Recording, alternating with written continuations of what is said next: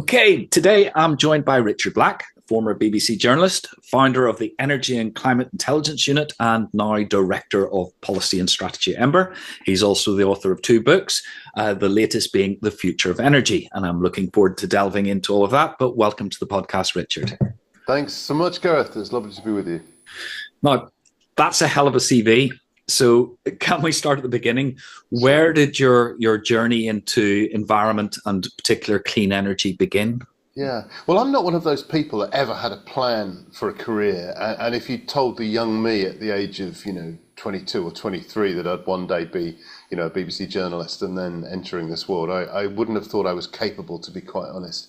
I was a kind of failed science student. I loved science when I was a kid.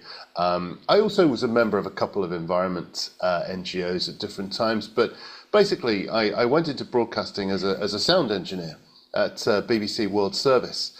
So I started that probably when I was 23 or 24.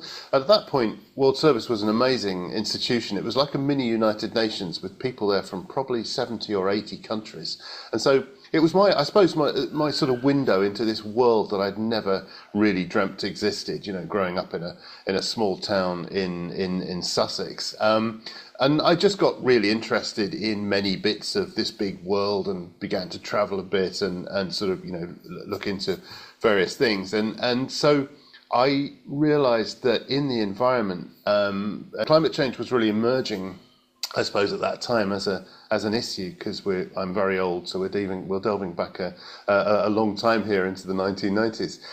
As I become more interested in it, I just thought, well, I am actually interested in this. And then in broadcasting, I started doing some program production with BBC and also with local radio in London, and some on-air work with presenting. And really, that was the start of my kind of journey into journalism. But it's absolutely not anything I ever planned. And you became the environment. You went from sort of the engineering side of it to become a journalist. So did that just happen naturally over time, or was a particular moment? Yeah, it did. I mean, the BBC World Service was a wonderful place in that, well, in many ways actually. But it did actually allow you to develop things and to experiment. So a lot of people, would present a series of science programs, for example. They could be scientists, or they might be journalists, or whatever. So it gave you opportunities. And I started presenting programs. Feedback told me I wasn't too bad at it. I started doing some on-air news pieces, and again the feedback was that I was okay at this. I kind of then left the BBC and freelanced for a couple of years as a science, medical, environment journalist. And then the job came up as World Service science correspondent, and I chucked my hat in the ring, got the job, and from then on I was doing news pieces day in, day out on air, and started writing as well for website as well. And so that was the start of something. It was just, I seemed to be okay at it, and people seemed to like it, so why not? It's good fun. And that period you were at the BBC, was that, if I recall correctly, that was the period where the BBC sort of struggled with whether or not they should provide balance on climate issues? Yes, this came in really in the sort of, I suppose, the time around 2006, 7, 8, 9. That was probably the peak of this. So by that time, I'd moved across to BBC News, and I was an environment correspondent for the whole of the BBC. I tended to do mostly website work and quite a lot of radio and bits of TV. But yes, this is when I suppose the sort of first phase really of the climate contrarian movement was in its pomp. So we had a lot of websites and so on that were probing into science, probing into the IPCC. We had, quite a lot of attacks on the BBC itself. And I suppose the first formal response that I can recall from the BBC was a report called From Seesaw to Wagon Wheel, 2006, if I remember correctly.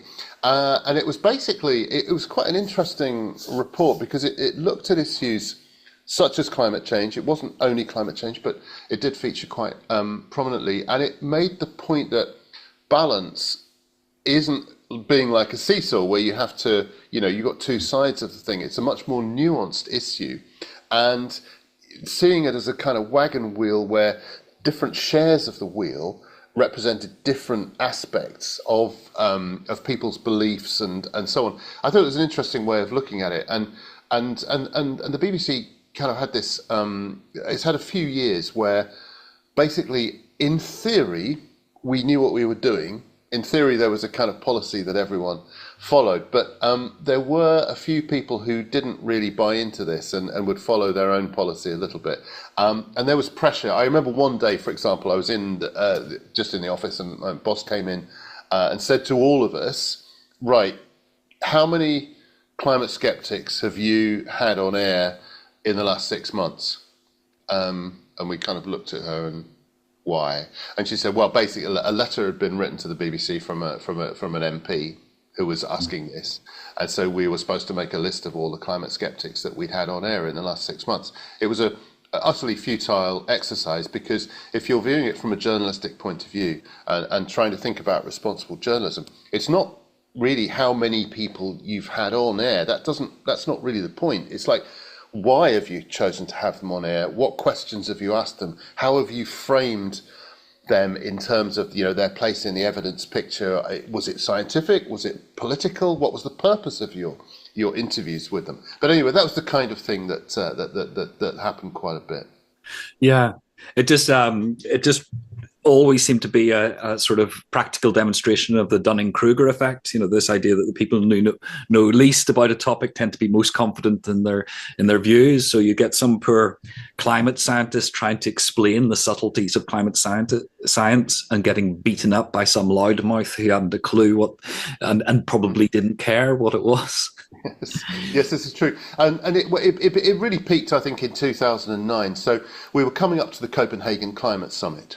Mm-hmm. So 2 years before that, governments had basically said that they were going to do a major new deal on global decarbonisation within 2 years. So the Copenhagen Summit was clearly going to be an important affair. And lots of world leaders, Sarkozy from France, Gordon Brown from Britain, etc., kept telling us it was going to be a really pivotal moment. So, of course, if you're opposed to climate action, this becomes your focus. And so it was in the UK that about 6 weeks before the Copenhagen Summit opened, we had what has become known in some circles as the ClimateGate affair, when a whole bunch of emails from climate scientists were hacked from the University of East Anglia server, and they were selectively released into the public domain. The circumstances of the hack, who perpetrated it, have still never been revealed. The police closed their inquiry after a few years and said we can't trace it. It's just too hard. For those of you perhaps not familiar with climate science, may be asking why the University of East Anglia, because together with the UK Met Office, it holds one of the 3 most important records of the global temperature. So if you can try to show that scientists working there and their colleagues elsewhere in the world have been manipulating the record or had doubts about its veracity, then you start to undermine the basics of climate science itself, which you then undermine the basis of the deal that in theory was going to take place at Copenhagen in 6 weeks' time. And in the UK, that just a few days after that was revealed into the public domain, we saw the launch of the Global Warming Policy Foundation, an extraordinary coincidence that those two things should happen within a few days of each other, but it did, and Lord Lawson, who was its chair, and its other supporters in the British establishment elite were able to command a lot of attention in some of the major newspapers and so on. And it wasn't that climate science was bent. That wasn't what they said. They said this has raised some serious issues and we need to look into it very seriously and so on. And so this was the start really of that really intense phase when the BBC and many other institutions were impacted. And so we had Copenhagen, and it carried on for a few years beyond that as well. Yeah. And then your first book was called Denied: The Rise and Fall of Climate Contrarianism. I assume that's inspired by many of those experiences that you had at the BBC.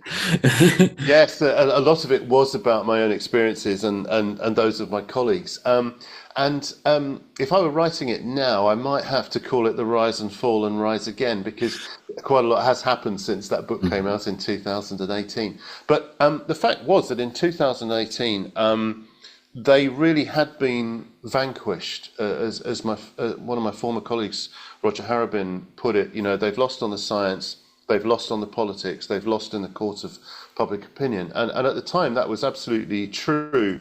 And a whole number of things had happened. So first of all, we had a bunch of inquiries into the ClimateGate issue and whether it did really raise any serious concerns about climate science. And the inquiries all concluded that it didn't. There were issues about the way that scientists responded to freedom of information requests, and some of their data curation practices probably weren't optimal, but no serious questions raised as to the underlying message. There was then a project started in the US called the Berkeley Earth Project, where a group of scientists who didn't really have a climate background said, let's compile our own temperature record. Let's go back to first principles, get all the data, make our own record.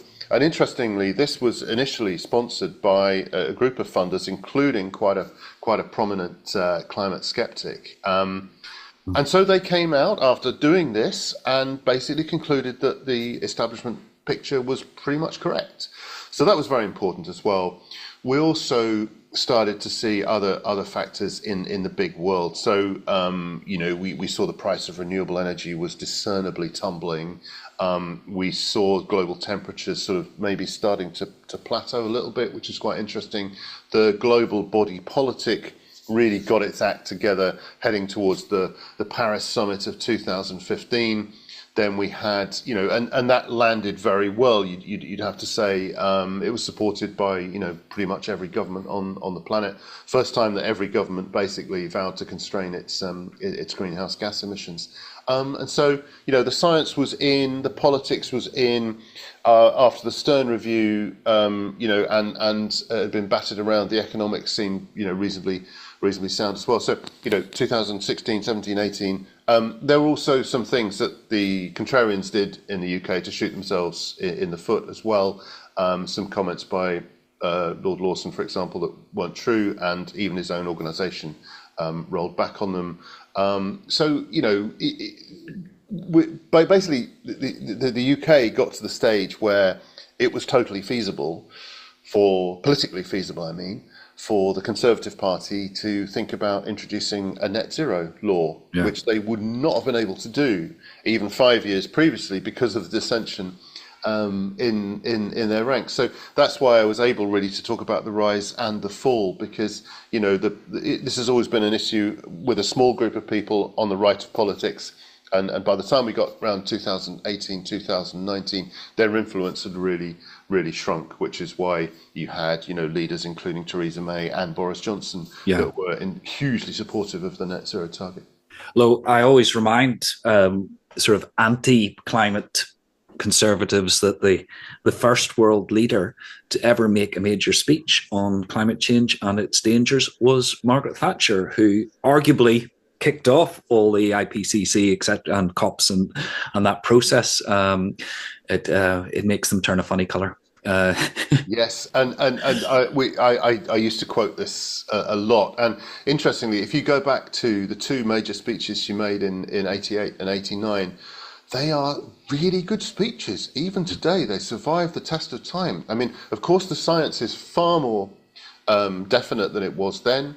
The economics is far more definite, and so on. But they're really well written, really well expressed. They're on if anyone wants to go back and have a look, they're on the Margaret Thatcher archive. Yeah. It's one of those strange. I always say it's a good pub quiz question. If you asked, who was the first world leader to give a speech on climate change, I don't think many people would get it right. Okay, so you then. I know there's maybe a few steps in between, but you moved from journalism to the ECIU, setting up the ECIU, a think tank. Yeah. That seems like quite a change in career, or was it? So yeah, I left the BBC in 2012, and I've been looking to do something else for a little while actually, because I'd got to the stage where I was a little bit I wasn't bored with what I was doing, because journalism, especially for an outlet like the BBC, is never boring.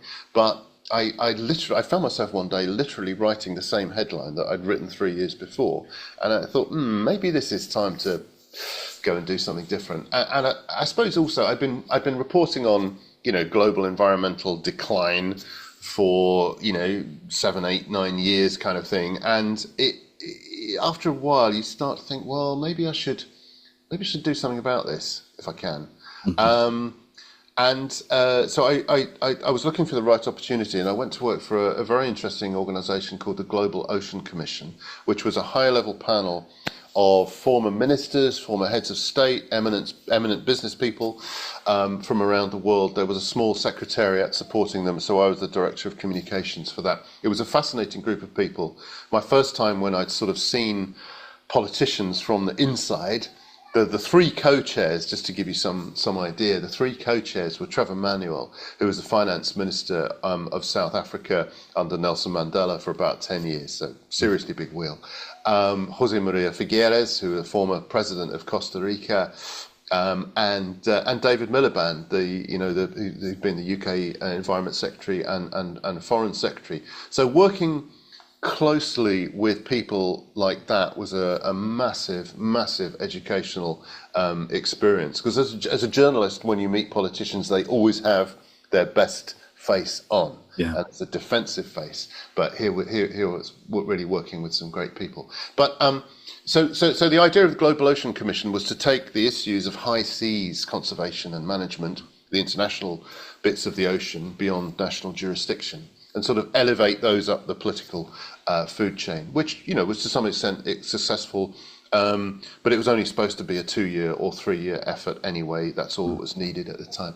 So meanwhile, I've been talking to people in the climate philanthropy circles, and set up the Energy and Climate Intelligence Unit, and we launched in 2014.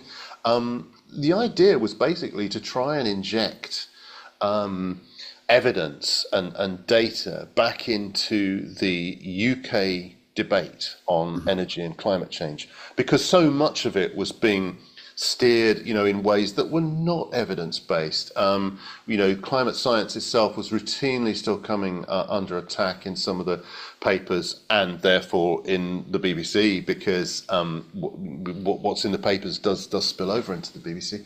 And also there was so much discussion of the UK's journey. Well, it wasn't to net zero at that point. The UK's Climate Change Act and the sort of pathway it set out for decarbonisation. There was so much debate on that, politically very important debate, that really wasn't based in evidence. So that was our role basically when we started.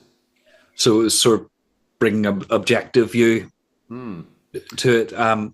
So did you have any particular standouts that you're looking back on that you're most proud of from those days? Any intervention you made that you really feel made a significant difference to the debate? Yes, I do. I mean, the model that we operated with ECIU, there was a small group of us. There were only 4 of us when we started, but we had an advisory board. Well, I say it has, because ECIU is still going and still has the advisory board. But we had some really eminent names on that advisory board, people across the political spectrum, quite a lot in the House of Lords, Women's Institute, National Farmers Union. Part of the idea of this was to reflect the fact that actually there always has been in the UK a broad societal and political agreement about the reality of climate change and the necessity and the good reasons for doing something about it. So we wanted to reflect that. So from the very early days, one of the first things that happened was the Global Warming Policy Foundation had an annual lecture, which was given by someone. That's Lord Lawson's. Sorry, just to. Yes, exactly. That's Lord Lawson's organisation that we talked about before. Yeah, exactly. That's right. Yeah, so they were still a very important outfit at that time. And 2014 annual lecture was given by Owen Paterson MP, who may be familiar to many UK listeners. If not, he was on the right of the Conservative Party. He'd been a minister. He'd been an environment minister, and so on. And for a whole week, either side of the speech, the Daily Telegraph basically printed, I think it was 7 or 8 articles, all of them hagiographic about what Patterson was going to say, and then what he had said, and so on and so forth. I think my smallest child has decided to come and take part in the podcast. Let me just lift him up. Here he is, Svante Michal. Hi, Svante. Right. You gonna wave? There you go. He's off kindergarten today because he's not very well, but actually he doesn't seem not very well. He seems totally well. Let me just see if we can escort him out. There we go. Thanks. He's very excited by people. I remember those days. My kids would go to nursery, pick up a disease, and bring it home and give it to me. Exactly. Pass it around. Sharing is caring, right? Yes. Yeah. Right. So where were we? Yes. So Owen Paterson, Global Warming Policy Foundation lecture in 2014. The Daily Telegraph, yes, filled its pages with hagiographic articles about this lecture before and after. It was clearly going to be on the Today programme, was going to be much discussed when it actually happened. So I managed to get hold of, in the best journalistic tradition, get hold of an advance copy. So because of that, I was able to look at the speech's many flaws and the various issues that it was going to put across, which were not really factually based. And so Lord Adair Turner, who was one of our advisory board, former head of the CBI, former head of the Climate Change Committee, an absolute legend in business and economic circles, we basically suggested to the Today programme that if they were going to have Owen Paterson on, they needed to have someone who was going to, correct his misapprehensions, and it happened to be Adair Turner, and he was brilliant and really, it just destroyed Owen Paterson's case. So that was great because the sort of the model had worked. By understanding journalism and communications, we'd been able to have a really effective intervention that actually did set the record straight in what is still the UK's most important political radio and TV programme. Yeah. So there are quite a few things like that. What else am I proud of? Well, I remember when there was one, because at that point, of course, the UK was still a member of the European Union. And one of the reasons why some of the right-wing papers used to trash decarbonisation policies was because they could say that it was tied to Europe, and so their sort of hatred of the EU could be manifested through hatred of decarbonisation policies. The EU was about to announce a fresh round of higher standards for the energy efficiency of household goods. I think this would be 2015 or 16, I forget now. It was the Hoovers, yes, the vacuum cleaners. Yes, it was toasters. They're coming for our vacuum cleaners. Right. Exactly right. Yeah, you remember it well. So I thought, well, surely this stuff has got to be popular with the public. I mean, basically, if you buy a higher standard vacuum cleaner or toaster, it will do the same job using less energy, which is going to save money. And we know that people do care about emissions and so on. So it's going to play a small role in reducing emissions. So these people telling us that it's unpopular, I'm not sure I believe that. So we commissioned a question in one of the sort of weekly omnibus surveys that the opinion pollsters do. And of course, unsurprisingly, it was about 90% of people like regulations that save them money and save emissions. So we got this ready for release as a press release. We also talked to a body called the New Economics Foundation, which calculated for us the amount of money that would be saved UK-wide over the next 5 years if these regulations came. And then we thought, well, who are the best people to put this in the public domain? Has to be the Women's Institute. And so, they put out a statement which as far as I'm aware, it's the only time it's ever been done, which linked energy efficiency standards to the joy of baking a Victoria sponge cake. And really, this really took the wind out of the sails of the papers that otherwise would have been absolutely lining up to slam this new development, because when it comes down to it, you cannot argue the Women's Institute. No. It's I have a concept called green jiu-jitsu, which listeners here will hear me bring up a lot, and that's the idea that you should all, instead of sort of fighting environmental battles face to face, you should always find the button to press. And the button to press literally on a energy efficient vacuum cleaner is, as you say, the Women's Institute. One of the interesting things about this, having said that the ECIU came into existence to put evidence into the debate, I think what we found ourselves doing was realizing that one of the most important pieces of evidence that there was actually on public opinion. Because there was this kind of relentless coverage in bits of the media that told you all the time that things like wind turbines, energy efficiency regulations and so on were unpopular. But they weren't. They never have been.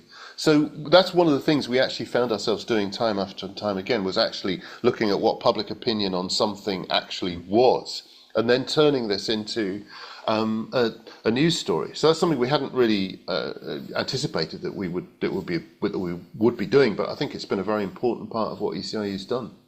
And that's it's happening right now at the minute in the UK. There seems to be a narrative in the for want of a better word, mainstream media, that net zero is under attack and is struggling. But if you look at any polling or statistics on it, it suggests that people are about 3 to 1 in favour of net zero. And if you take away the phrase net zero, which has been weaponized, and just say climate action or something like that, it's even stronger. So, unfortunately, that persists to this day. Yep. So, you now work at Ember. It suddenly dawned on me that, because I always wondered why Ember was called Ember, but it suddenly realized that it's probably a reference to the end of burning stuff for energy. Would that be correct?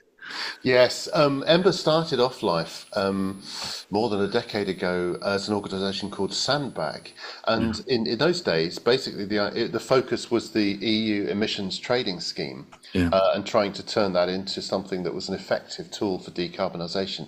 But there was a major change of tack and a rebrand, and Ember is about 5 years old now. I think the actual anniversary is May this year, the fifth anniversary. So Ember now has grown quite swiftly. I've been there about 18 months now, and it's grown from an organisation of, I think, about 5 or 10 when the name change was actually made and the change of focus was agreed, to an organisation of now about 70 people.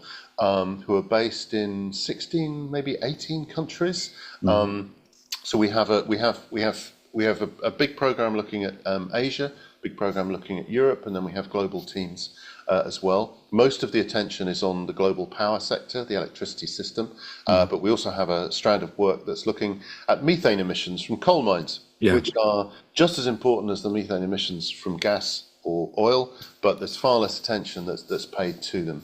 So the basic Ember model is we collect and curate data, and we make data openly available. So we have the only kind of open data set on global electricity generation. And we update that as often as possible, monthly, for many countries. We're actually turning our attention to hourly data now when we can get it, because it gives a much more refined picture of what's actually happening at different times. We think about the particular situation in a particular country, and we try and conceive reports and write reports, bits of analysis that are relevant, highly relevant for that particular country or that particular region. And then we communicate the hell out of it. And one thing that people often know first about Ember is our data visualization, which is, I think, generally agreed to be the sort of best in class for think tanks that work on the energy transition. Yeah, excellent. And You've recently published, well, it's called the Global Electrification Report 2025 because it's been published this year, but it's actually about patterns in 2024. What are the headlines coming out of that? Yes, it's Global Electricity Review. So we are thinking about doing more reports on electrification, but yeah, it focuses on the electricity sector, and this is something that Ember has done, I think, for 6 years. I think this was the sixth one that we did. It's only the second one that I've been involved with. But basically, the idea is to look at the events of the previous year. And the reason it comes out in April is basically because there's always a lag on getting data in from the previous December, which you need in order to build up a comprehensive picture. So it looks at, for example, the mix, global mix, and in important countries of generation from wind and solar and fossil fuels and nuclear and so on, looks for important trends that are behind those. So what's happening to the deployment of solar panels, the influence that weather might have had either on electricity demand that year or on generation, for example, from hydro or from wind, and looks for sort of major trends that you can pull out. So the headline this year was that for the first time since the 1940s, the share of global electricity generated from clean sources, low carbon sources, ticked up above 40%.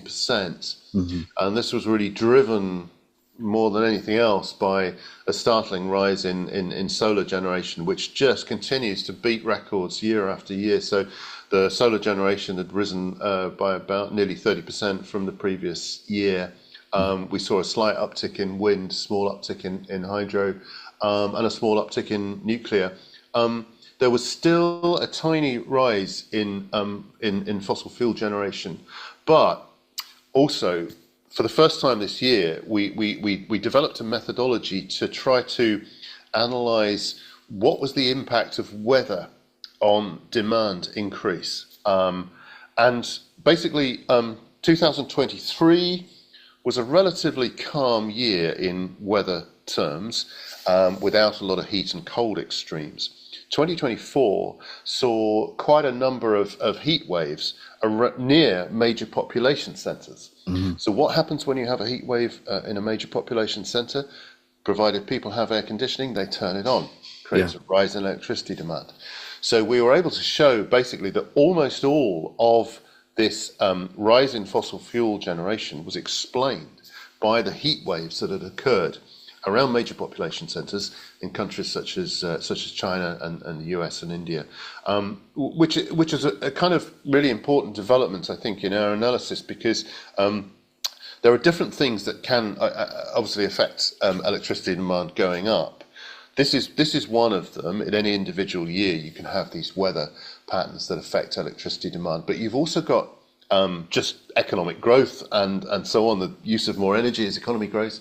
You've also got the electrification of transport and of heating and cooling, and in industry as well. And then you've got other factors such as the rise in data centers and so on, which are a very specific cause of demand rise in some places. So in an ideal world, you want to be able to disaggregate all of this and understand which bit of the demand rise is to weather and which bit is to electrification of transport and so on and so forth. So we're not the only body trying to do that. The International Energy Agency and other organisations are also trying to do this disaggregation. But this advance that we made this year in weather was a really interesting one, because if we hadn't done that, it would have seemed like the structural demand growth and the fossil fuel generation rise were pretty much the same as the previous year. But actually using this, we were able to show that the structural growth in fossil fuel generation was absolutely tiny from 2023 to 2024. So this, the thing that's always rolled out is that, what's the point in us doing anything when China's building, so many coal-fired power stations? That seems to be an argument of the past increasingly. Well, it's still used by some.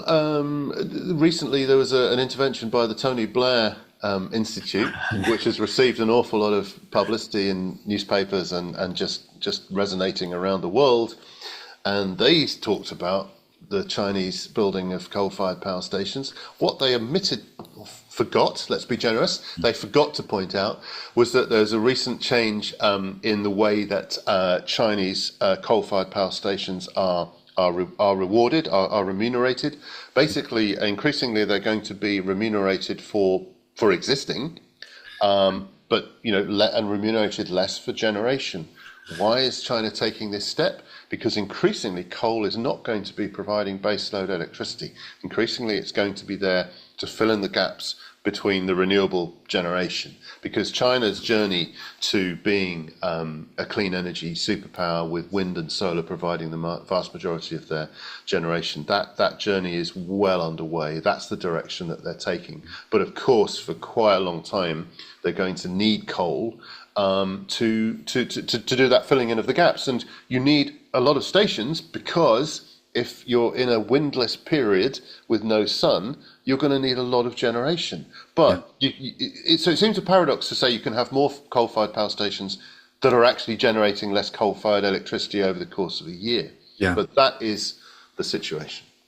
Yeah. That sort of takes us back a little bit to the development of these various debates, and there seems to be this pervasive idea that somehow renewables aren't delivering, so we should put our money into unproven technologies like carbon capture and storage.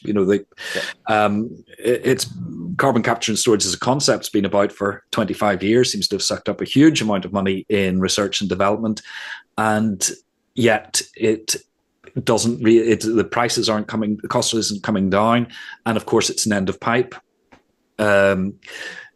solution. And this idea that we should be just trying to stick a bit of kit on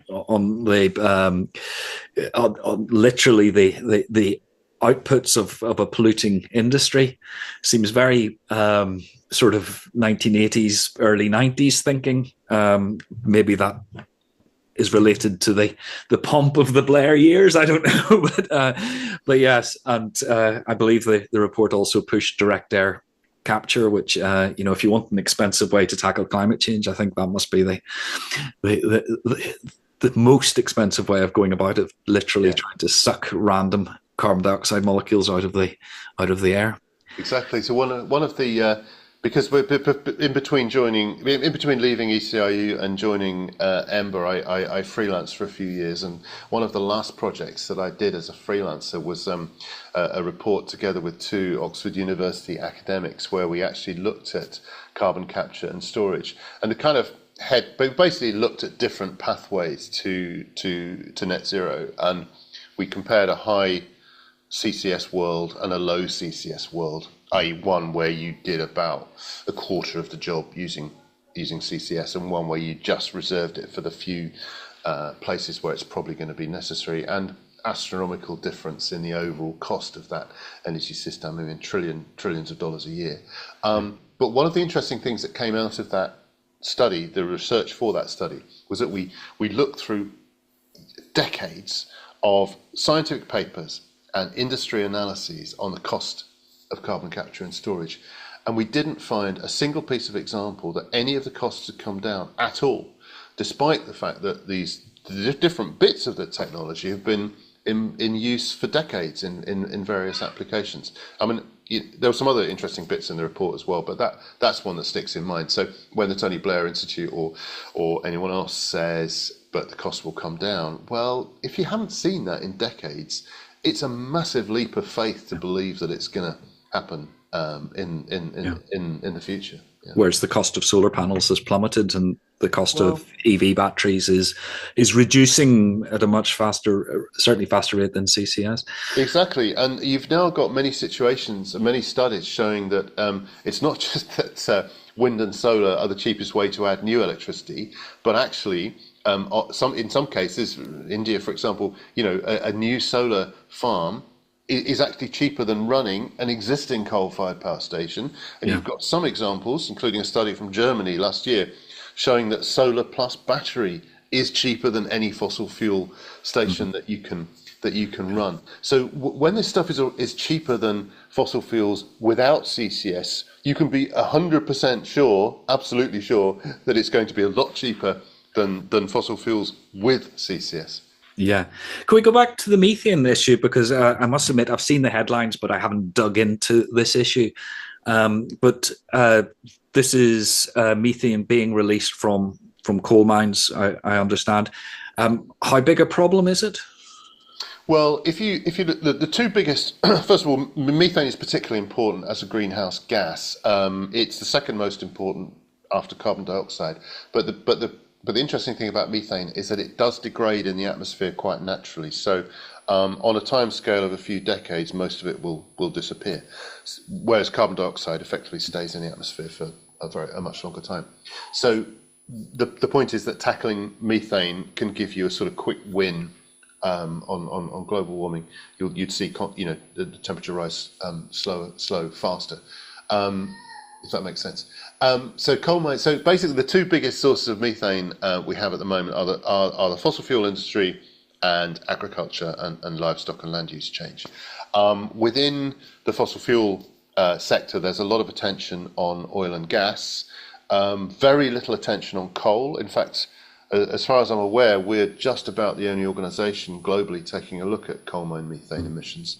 But as far as the data allows us to tell, oil industry is more important than coal. Coal industry is more important than gas. But actually, they're not too far different. These are details. But one of the other points is that the monitoring of methane emissions from coal mines is really inadequate. In an ideal world, you'd be going to each mine individually and measuring it, and then you'd be taking remedial action, or having regulations that are appropriate to the actual level of emissions, because we know that they do vary very widely. But in a lot of jurisdictions, companies and governments are not obliged to do this. They kind of they say, well, we think it's probably about this. And that's what they submit in their national greenhouse gas inventories. But we've done a few reports showing that the scale of methane emissions could be much higher than those that are actually reported. So we've looked at this in Australia, we've looked at it in Germany, and on a global basis. Satellites are a help, because there are now several satellites up there that do look for methane emissions, and they can spot plumes of gas, but satellite coverage is not universal. It's affected by weather conditions and so on and so forth. So really what we're trying to do with this program is, first of all, to shine a light on the problem and saying, A, this is big, B, just how big isn't really known, because it's not really measured and properly, and thirdly, in certain situations there are countries or companies who probably want to be thinking about this, because it is an important part of their own decarbonisation processes. Mm-hmm. Yeah, and I don't know the technicalities of it, but if we can capture methane from landfill and actually use it as an energy, so you get some energy out of it, and you're reducing it to a lower global warming potential gas, is there scope for actually using this as an energy source, or are there other solutions to actually stop the methane emerging from the? So yes, so basically, this is something that can be done with deep mines. You can't really do it with open cast mines, but with deep mines you can. In some cases, methane is captured anyway as a safety measure, because of course it's inflammable, and so you don't want miners getting trapped in an explosion underground. But then to capture it and then use it, that does happen, but not as much as it could. There are issues, of course, of is it going to be cost effective to do that, or if you've got a big mine and you're basically in the coal industry and you don't particularly know or care about gas, there's a cultural issue to this as well. Are you going to actually bother to do this, or just not bother? So there's all of that to be talked about as well. But yes, in principle, you're absolutely right, because fossil gas is mainly methane, so you're capturing something that absolutely can be used. Fantastic. So, looking forward, then, your book that you published at the end of last year, it's called "The Future of Energy," which begs the question: what is the future of energy? Yes. Well, for me, the future of energy is clean. There's no doubt about this, because it is not just about carbon emissions. If 10 years ago, if you were trying to make the case for wind and solar and electric cars and so on, you'd really had two arguments that you could deploy: climate change and air pollution. But now there's a whole raft of arguments that you can deploy. Those still hold sway, but increasingly it's cheaper. It devolves power to the user away from the sort of centralized utilities and so on. It obviously it reduces import dependence massively. It reduces the potential for warlord, dictator, political figures to try to use import dependency as a kind of blackmail tool. In theory, it should lead to a more peaceful world. So there's all of these different facets, really. So so to cut to the chase, I think the future of energy is clean, and logically, you can talk about, most of the generation will be done by wind and solar for all of the reasons that we talked about, including cheapness.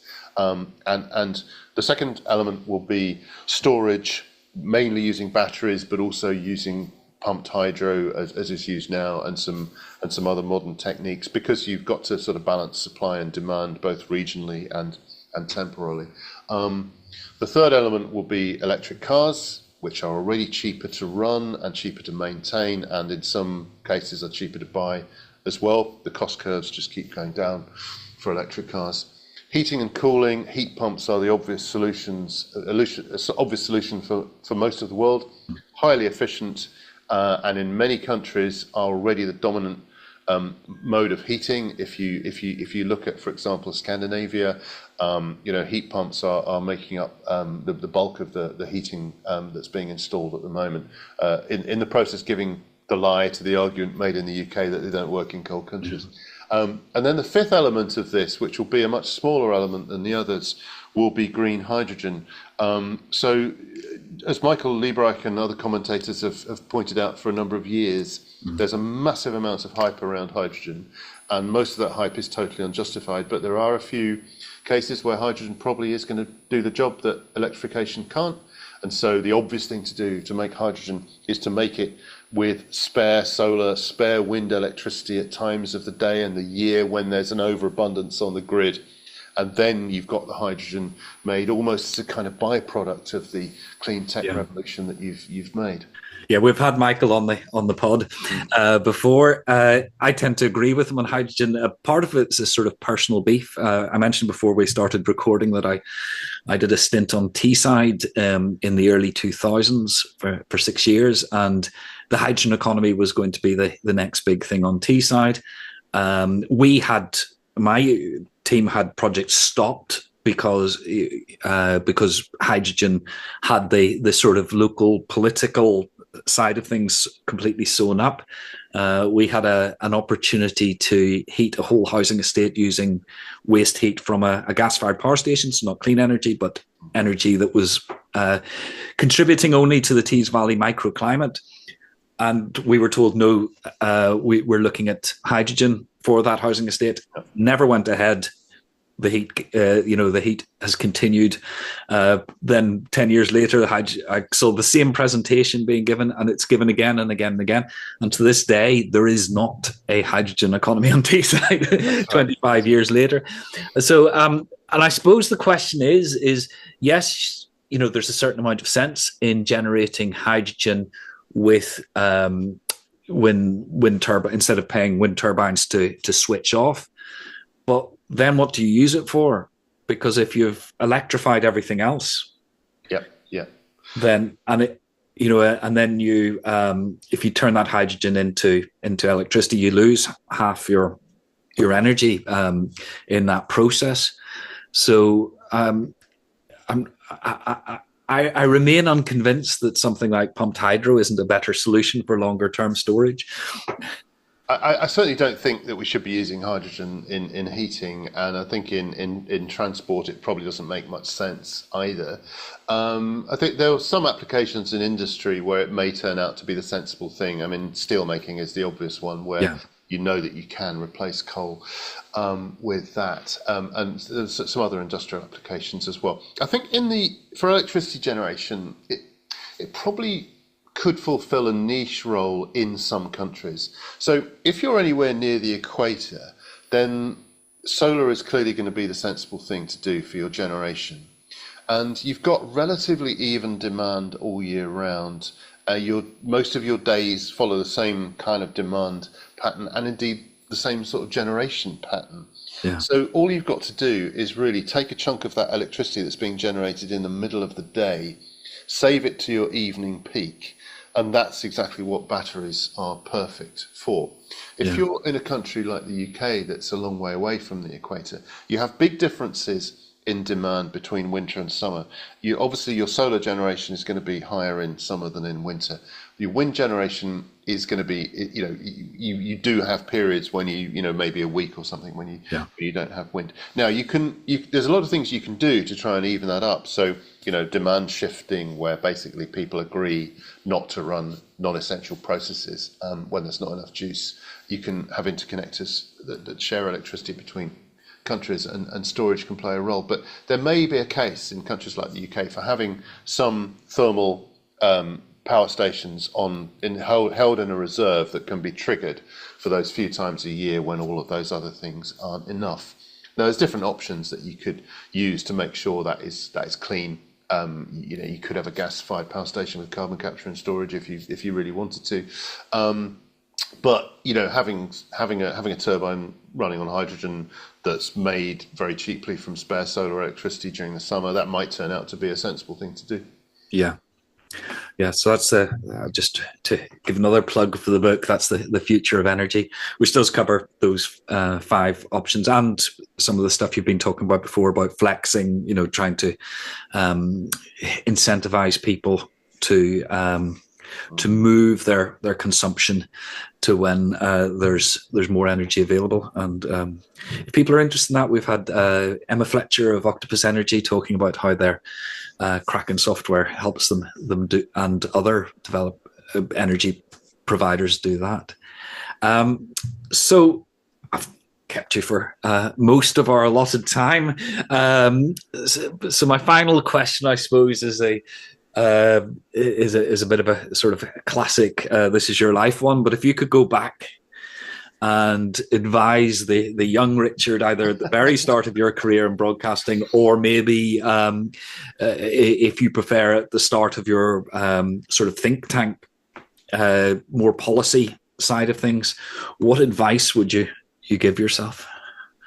What have you learned? It's a really interesting question.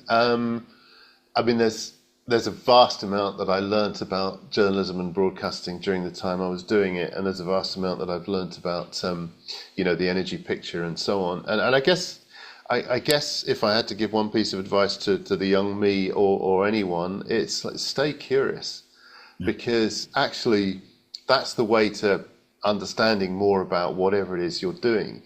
And it's also just the way to keep engaged with the world, to keep your brain active, and it's fun learning new things. So whether it's a technical skill or just reading something, a perspective that you hadn't read before, it's just that. And I guess I have always done this. I hadn't really thought about this in advance, but I guess that's what I have done. And I'd also say sort of follow your gut.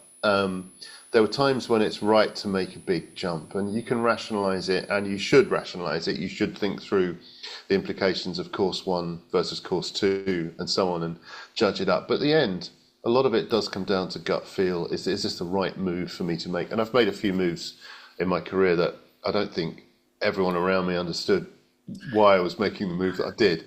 But it always felt like the right thing to do, and I don't think that any of them have proven to have been the wrong things to do. So trust your gut. Brilliant.